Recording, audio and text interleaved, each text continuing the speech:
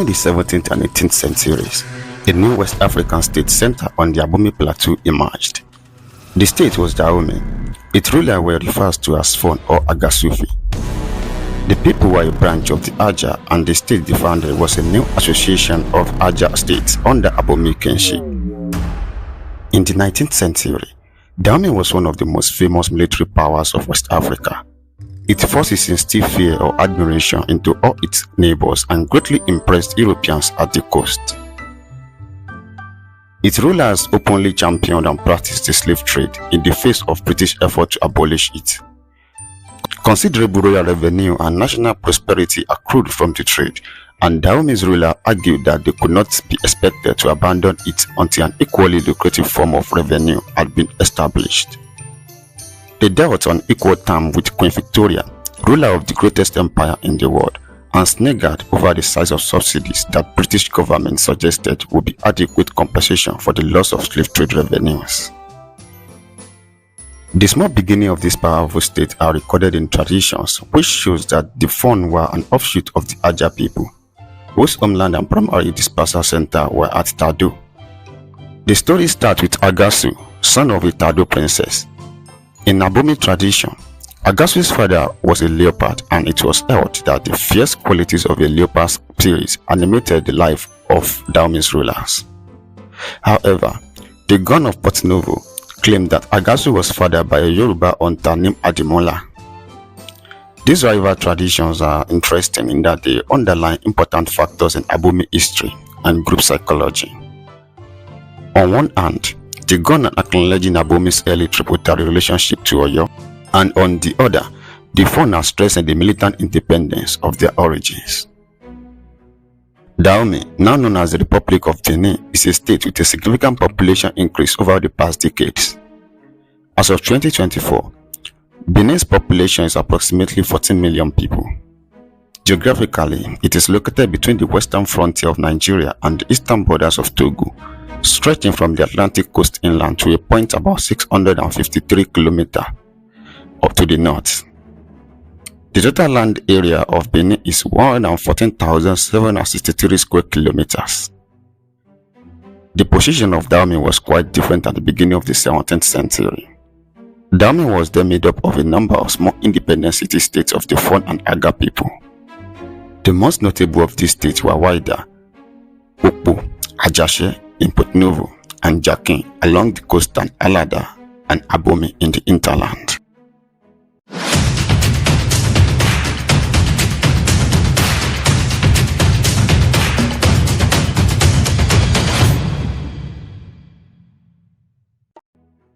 The origin of the people of Dahomey is not clear. All we know is derived from other traditions and legend. One such tradition holds that the Aga people of Dahomey migrated from Tado, near the border with Togo, about the 15th century and founded Alada. From here, various branches of Aga moved southward and set up a number of states along the coast, of which the principal ones were Wida, Ajashe, Okpo, and Jakin.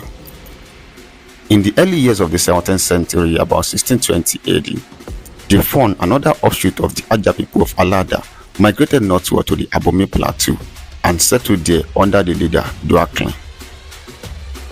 On the death of Duaklin, his son and successor Dukoduno, also known as Takoduno, defeated and killed the local chief Da and established the Fon kingdom.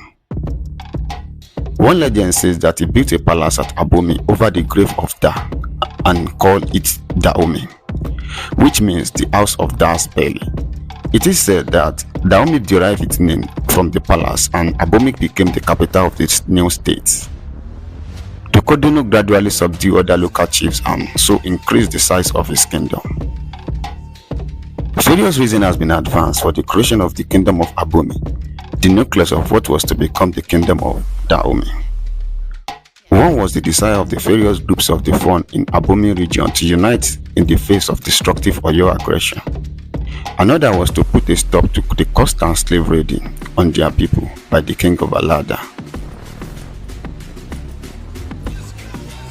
The nascent kingdom of Dahomey soon became strong enough to embark on wars of expansion under the successor of Tokoduno.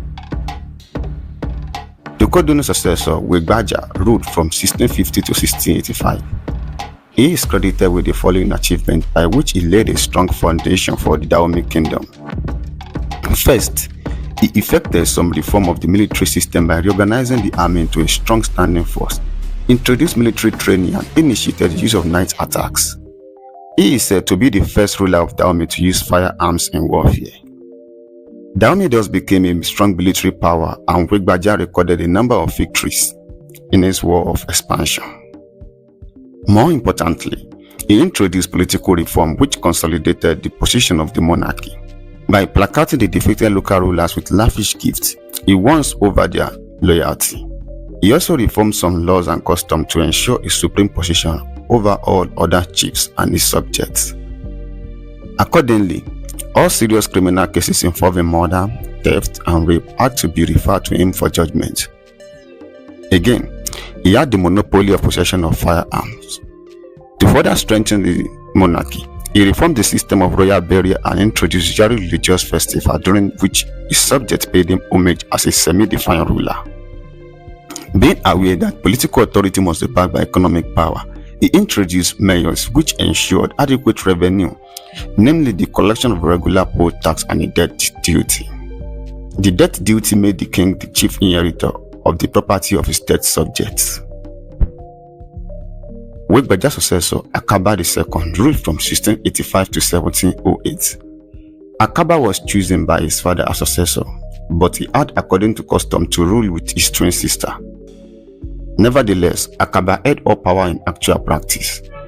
One important constitutional reform was introduced following Akaba's death in 1708 to the effect that only male princes could become kings in Abomey. Thus, his son Agaja became the successor. Agaja ruled from 1708 to 1740. He is reputed to be the greatest warrior king that sat on the throne of the Dahomey kingdom. He was endowed by nature with many admirable qualities of leadership. His contributions to the growth and greatness of Dahomey were many and varied.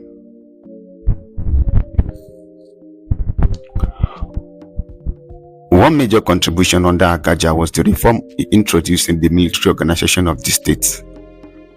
First, he created an institution known as Tegbesu, a secret service corps of war intelligence agency.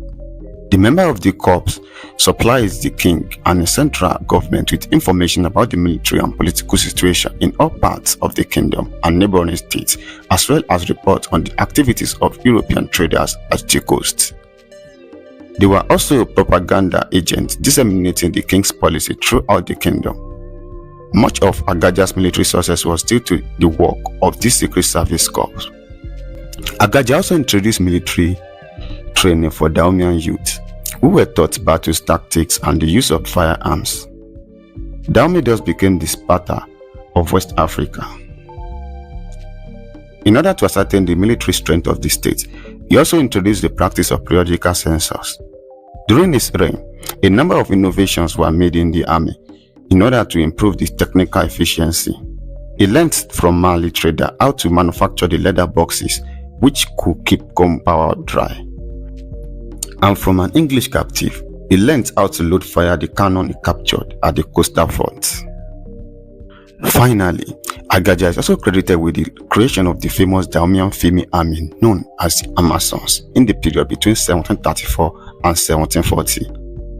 These military reforms and innovation paid good dividends when Agaja embarked on his wars of expansion and campaign aimed at the suppression of revolts. Under him, Dahomey was the best organized military state in West Africa before the French conquest. Another important contribution of Agaja to the growth of the Dahomeyan kingdom was its expansion by conquest. He took Alada in 1724, then the port of Ofra and Japin in 1727. The coastal kingdom of Wida was annexed to Dahomey. With these coastal states under his control, Agaja was able to exercise great influence over the coastal trade with Europeans. In addition to successful military reforms and territorial expansion, Agaja undertook a number of political measures and reforms, which contributed immensely to the growth and survival of the emergent kingdom of Dahomey. First, he introduced measures which made for efficient government and increased its power over the people. One such measure was the institution of offices of ministers of state, the most important of which were the Mega or chief minister, the Mayor or chief of protocol, the Toko or minister for agriculture, and the Yovoga or minister for relations with European traders. A second measure was his division of the kingdom into 6 provinces for effective administrative control. Each province was placed under the charge of a governor appointed by the king. The governors were required to submit regular reports on the state of affairs in their provinces personally to the king. To keep the governors in check, they were spied upon by women officials denying. Some of them were wives of the king and lived in the provinces. In addition to the women officials, there were royal inspectors who toured the provinces regularly to make sure the governors were performing their duties conscientiously. The third measure of political reorganization was aimed at ensuring the loyalty of the conquered coastal states. To achieve this, the ruling dynasties of Alada and Waida were abolished. In Alada, he allowed the old administrative divisions to remain, but their rulers now acted as officers of the king of Dahomey. To complete the takeover, Agaja moved his headquarters from Abomey to Alada between 1730 and 1740 in Waida. He created the office of Yovoga in 1733 and charged the holder with the responsibility for supervising the activities of European traders there. The Megan was placed in charge of the government of Alada. Another administrative measure was aimed at strengthening the power of the monarch and making him absolute. To achieve this, he took steps to increase the wealth of the monarch. Thus, the slave trade was made a royal monopoly from 1730. The purchase of such goods as firearms, goats, and quota also became a monopoly of the crown. In the sphere of foreign relations, Agaja's major achievement was the conclusion of the Dahomey-Oyo Agreement of 1730, which saved Dahomey from complete destruction by Oyo. This agreement was his most brilliant achievement, as Dahomey was left to continue its growth and to maintain its hold on the coastal state it had annexed by conquest.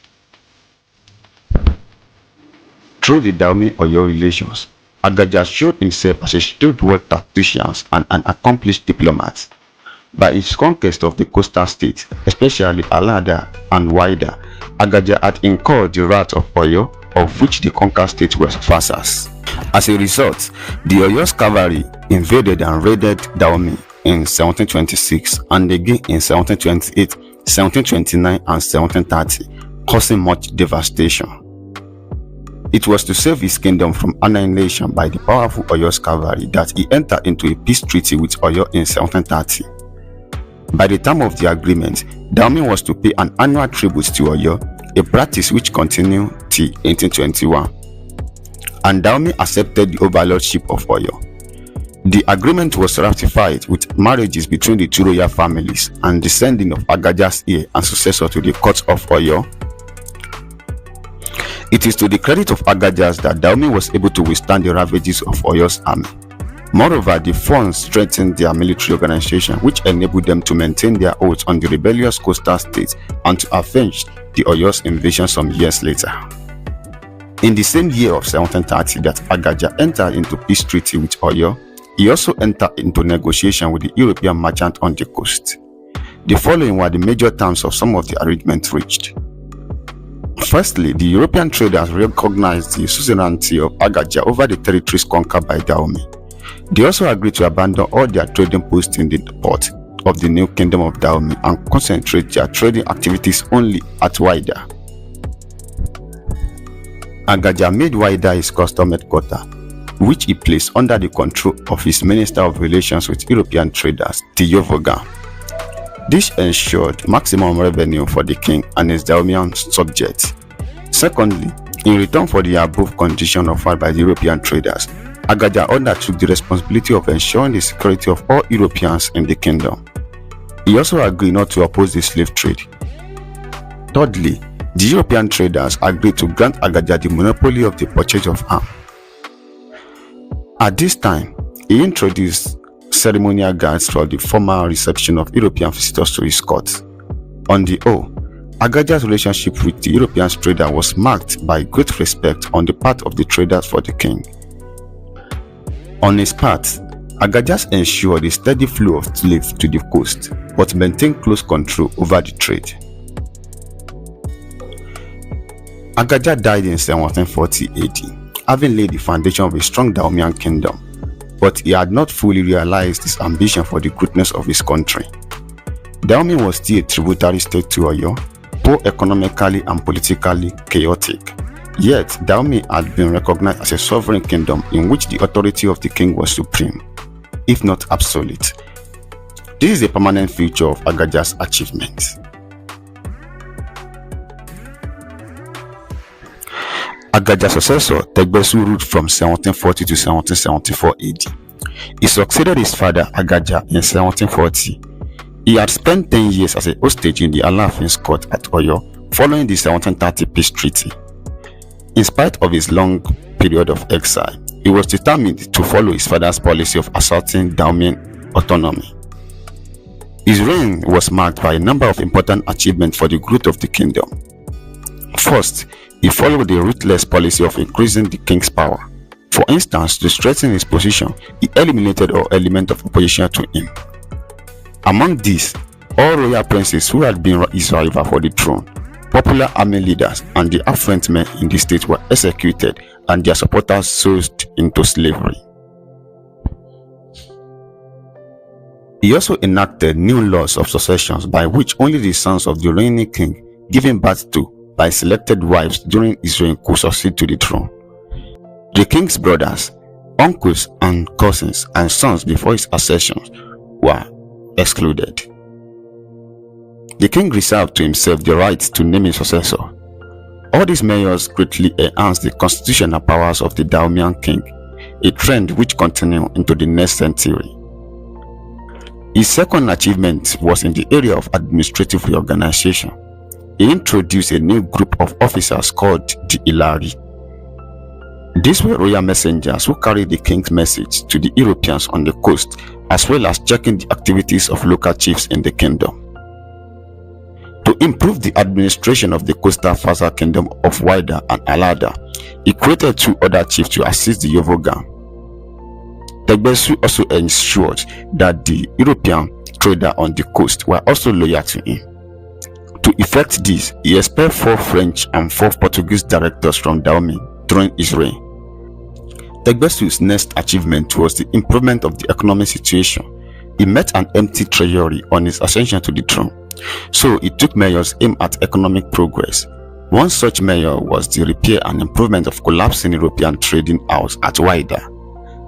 As a result, by the end of his reign, economic prosperity was returning to Dahomey, even though it did not last.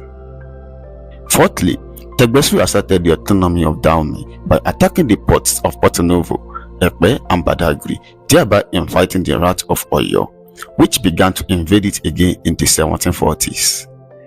Tegbesu had to accept Oyo's overlordship and to continue the payment of the annual tributes of 40 men, 40 young women, 40 guns, 400 bags of cowries, and 400 koras. The payment of this tribute gave Dahomey some breathing space for its development. Above all, he succeeded in returning the capital of the kingdom from Alada to Abomey.